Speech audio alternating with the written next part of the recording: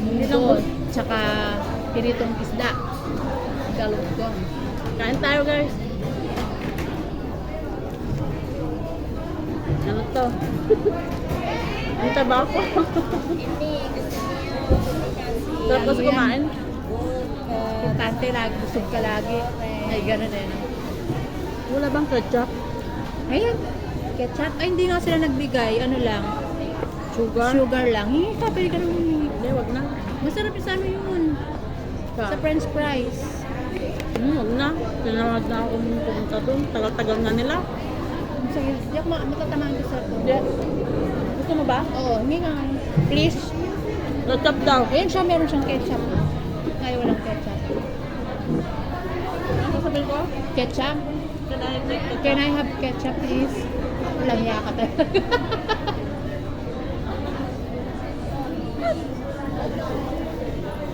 Dalawahin mo na, Ben.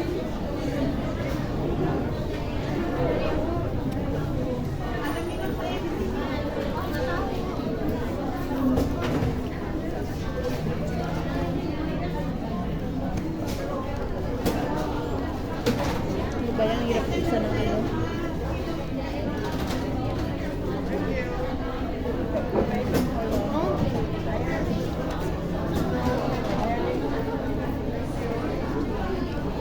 Ang higpit ng takip ng ano nila, kape nila. Parang ayaw ipainom ah.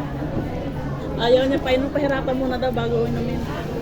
Sabi ko, pahingin ng ketchup. Stress na sila. May order na nawawala. Order na nawawala. Makakasabi nila, binigyan, hindi mo pwedeng sabihin ng extra ketchup kasi pag extra ayaw nila magbigay. Sinabi ko wala akong ketchup. Hindi nyo nabigyan ng ketchup. Kaya na binigyan naman na tayo. Pag di ako binigyan, magre-reklamo ako. Hindi na ako kakain ng McDo. Nang dahil lang sa ketchup, hindi ako binigyan ng... Ang sarap talaga ng milk tea ng McDonald's. Nang dahil sa McDo ay ketchup, hindi na ayaw nang kumain sa McDo. Laman ng maghapon, kape, tubig. Nagkape ako doon sa bahay, te. Kanina, ako hindi yung nasa ko kanina, yung nasa tumbler ko, hinati ko lang, kumuha lang ako ng konti. Binabawasan ko na yung kape ko ngayon. Habang Nasira yung hindi ko na tinakpan, sira na. lalamig kasi ko hindi. Habang tawag dito, habang naglalaba ko ng damit ni Amo, Kape ka. nagkakape na ako doon. Hindi na ako nakakain ng sopas na niluto ko, tinapay na lang kinain ko kasi Tapos tinanong ko si Amo ko anong oras siya ayaw mo papasok. yung ketchup? Ketchup na lang tayo. Ito maraming ketchup. Tapos, nag-chat pa yung alaga ko. Sabi niya, dinryer niya sa dryer machine yung damit nila, Sino? yung alaga ko. O tapos lumiit. Hindi, nilagay niya sa banyo. Tapos sabi niya, can you please help me turn on if you come back? Umalis siya ng anong oras? Anong turn on? Ay, hindi niya binuksan. Hindi niya binuksan, matutuyo ba yun? Ano yung uniform? Pantalon ng tatay niya. Kung manipis naman. Hmm? Kung may manipis ang makapal. Makapal maong, Ay, pag overnight naman yung dryer, matutuwa. matutuyo. Pero ang purpose kasi ni nanay niya, bago kami dumating lahat doon, tuyo na yun. Para din nakabukas yung heater pag gagamit sila. Pag nandyan na kami. Kasi mainit ba yung bang Dry sa katawan. nadadry din yung katawan mo. Skin. Si Bunso nga, dry na yung katawan yung mukha niya. Oo nga, ba't nagka-allergy siya? Ito guys. Ano? Ayun, gasyang oras. Nagpapantal-pantal siya ba sa mukha nun? Alas 7 na. Ano yung, sa winter, ganun diba? Tapos pinadoktor namin. Di meron siyang pinapahid na medicine. Cream. Tapos, nung pumunta sila ng Shanghai, Lalong nag-dry. lalong nag-dry, pulang-pula yung mukha niya, tapos na-dry na. Pero wala na yung pantal-pantal niya. Kaya ang ginagawa niya, bumibili ako ng parsley, Oh, pinapaligo niya. parsley. Hindi ang ano, Yun yung pinapaligo niya, parang gamot daw sa kanila yun. parsley o kaya yung ano, hindi ba yung dahon ng suha? Hindi. Sabi ko, di ba yung parsley sinasawag natin sa ano? Kaya iniinom, masarap na yun, pang ano sa, ano yun, sa kidney. Maganda ba sa kidney yung? Parsley. Magawa ko ng parsley soup eh. Pang 1 day soup. Quick ano siya. Isda sinasahog ko. Ang ginagawa ko, di ba pinapakuluan ko. Yung tubig nun, nagpupot ako ng isang basong tubig na ininom niya. Tapos pinapaligo niya. Tapos yung gulay niya, hindi ko tinatapong. Sabi ko sa kanya, kainin mo yan para hindi na babalik. Kaya kinakain niya. Kinakain naman niya. Kinakain ko rin. Ano Hindi siya, no? Hindi siya maano, no? Hindi siya mga artist sa mga gulay, no? Ako kinakain ko kasi nakikita niyo na kinakain ko. Para kasi nakakaano ba yung amoy niya tapos Ang ba, masarap ano ba namin yung panggamot sa ano yung kidney. sabi ko siguro sabi ko malilinis siguro yung kidney ko kasi kakakain ko ng parsley. Oy, may pinsan is watching. Ronald naman. Namang kay nga punan. Meron pa akong ano doon. Isang plastic na parsley. Fresh ba yung binibili mo? Fresh, oo. Tapos kinakain namin dalawa. 350 lang naman isang bungkus, di ba? Doon sa kabila, dos, kaso lang, maliliit. Konti. Dito, 350 ang isa, pero parang ganun din. Masarap yung soup. Lagyan mo lang ng konting asin. Alam mo, mula nung naggaganon siya, sabi ko, kainin mo yung parsley. Tignan mo kinakain ko, hindi ako nagkakaganyan. Sa totoo lang, siningaw ako sa mga ano, butong pakwan tsaka kung sa kinakain natin na pumpkin seeds. Mani, butong pakwan. Ikaw ba naman ngata ng ngata? Hindi ka magkakasingaw. Pag kagat-kagat mo nakakagat mo yung labi mo.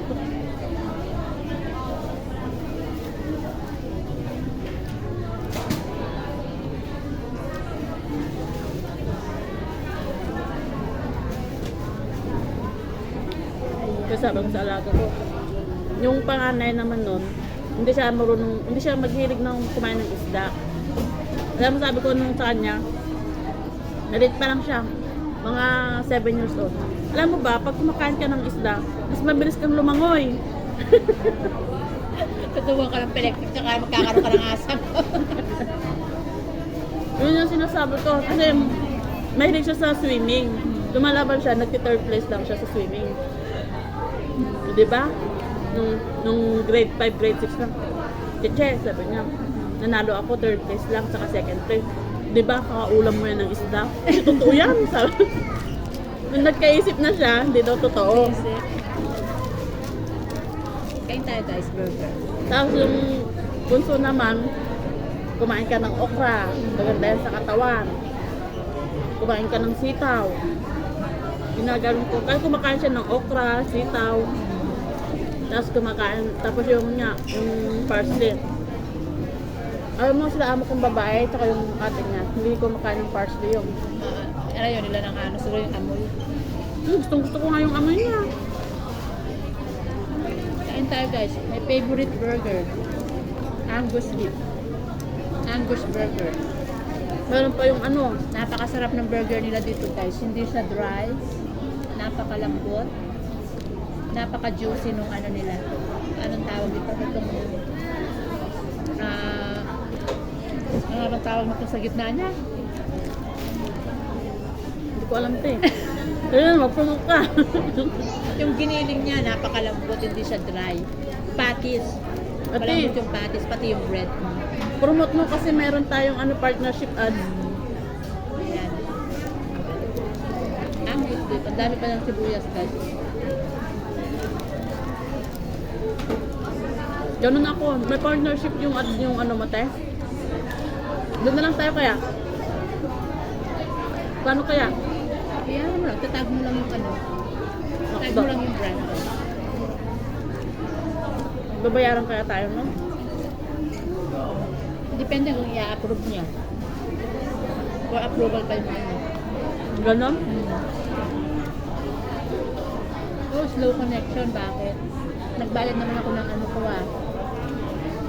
At mahina yung ano ko. Ang sarap ng McDo. Kahit dun sa YouTube din, may partnership din na inaano. Dati wala. Ayun. maanghang yung sibuyas. Fresh na fresh.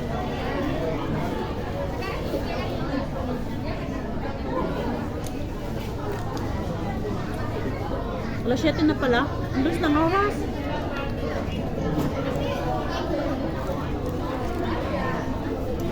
Thank you, sir. Papasok na yung alaga ko. May pasok na. Tapos na ang bakasyong grande. Maaga na naman gigising. Yung mga Disney princess, maaga na gigising. Lalo ako alas 6. Pero hindi na ako naghahatid. Sa 6:40. Talagang gising ko nung masasakyan si amo ko, 6:40.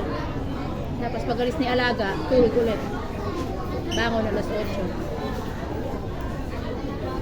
Hindi na. Alis siya ng alas 7. Hindi na ako natutulog ulit kasi nagluluto na ako ng baon na amo kong babae. Dire-diretso Kahit na. tulog pa siya? Para pagising niya, luto na yung baon niya, tapos maglilinis na ako, tapos pagkalinis yung market na ako. Maaga siyang maalis. Kahit ang halit eh.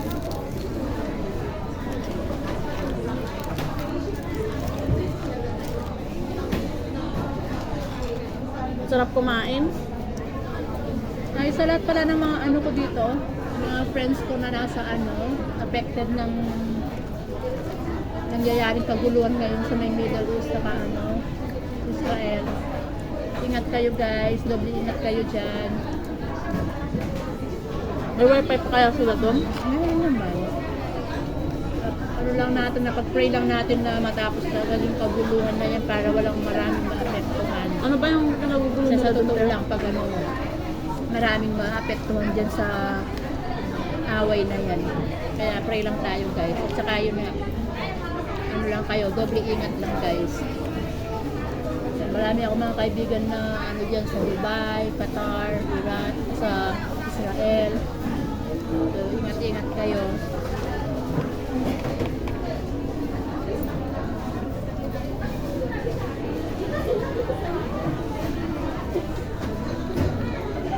Diba? Iiwan niya lang basta yung bag niya. Tuwala sa atin. Wala man lang sinabi na ate, pakiwiting ng atong bag ko. Tuwala sa atin. Wala sa amin, no? Hindi mo na basta yung bag na dito sa tabi namin, walang pasabi. Siguro narinig niya kami nagtatagalog guys, alam mga Pilipina to.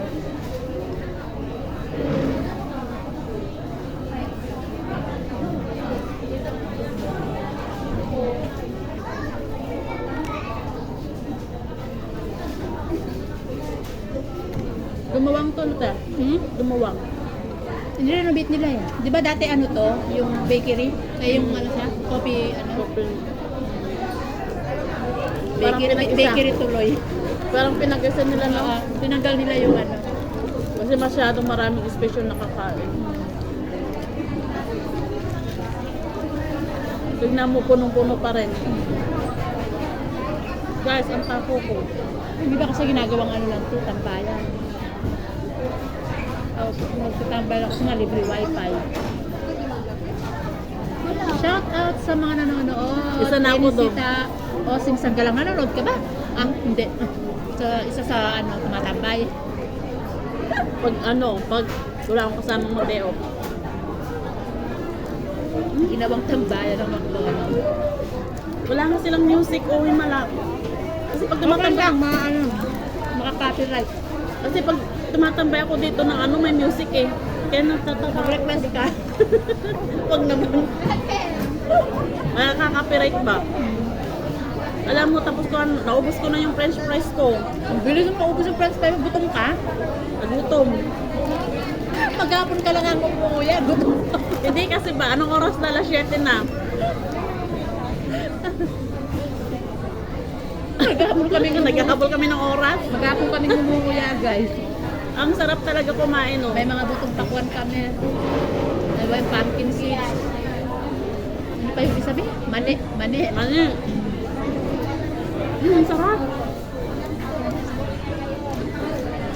Ang lambot ng tinapay niya. Gusto ko sa ano. Tsaka yung chicken, yung may gulay. chicken burger. Ang sarap guys. Pero Bagay, lahat naman, pati yung double cheese nila, masarap. pero ayaw kong chicken nuggets nila. Chicken nuggets. Ayaw ko. Ano man to, ba't wala silang rice? Hindi sila nagbibenta ng rice dito, ano? Oo. Oo nga. McDo lang walang rice. Kaya sa Pinas. Eh, may chicken sila pero wala silang rice. Hindi nila alam pag may rice, mabenta yung chicken nila, no? Ayaw nilang tumaba yung customer nila. Ayaw nilang tumaba yung customer nila dito, guys. Kaya naalala ko nun, meron akong kababayan na nag-tour dito, nagre-reklamo siya. Bakit daw dito sa Hong Kong, halos lahat ng tindahan, wala daw rice. Kasi hindi sila mahilig mag-rice. Na-reduce sila. Yung pinuntahan natin nun, Ano ba yan? lalo yung bata, Nagreklamo, maninibago. ate, bakit ganito dito? Halos lahat ng tindahan, wala silang tindang rice sa McDonald's. Sabi niya, walang rice. Tawa ako ng tawag.